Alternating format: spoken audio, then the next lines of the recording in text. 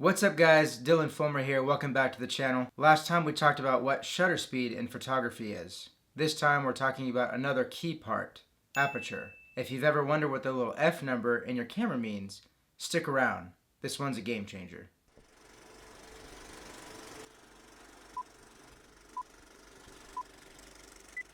Are you serious? He gets to go first again? So what actually is aperture? It's the setting inside your lens that controls how much light gets let in. Think of it like the pupil. If it's really bright outside, your pupil gets smaller. But if it's really dark, your eyes dilate so you can let more light in.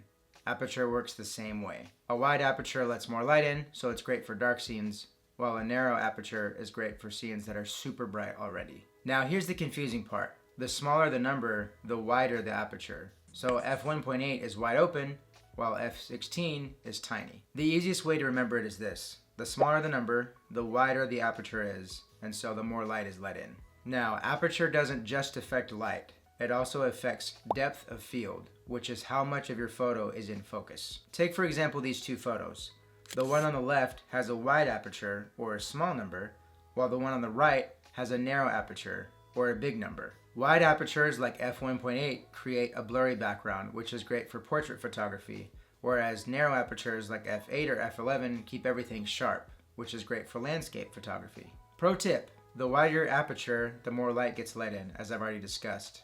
In order to balance your exposure, you might need to reduce your ISO or increase your shutter speed. To focus solely on aperture while shooting, switch your camera to aperture priority mode. That's A on a Nikon and a Sony, and AV on a Canon camera.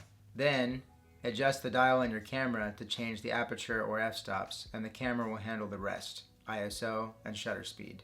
And that is aperture. It controls light and depth of field. Once you master it, you'll have way more creative control over your photos. If you found this video helpful, hit the like button and comment what your favorite f-stop or aperture to shoot with is, and I'll see you next time.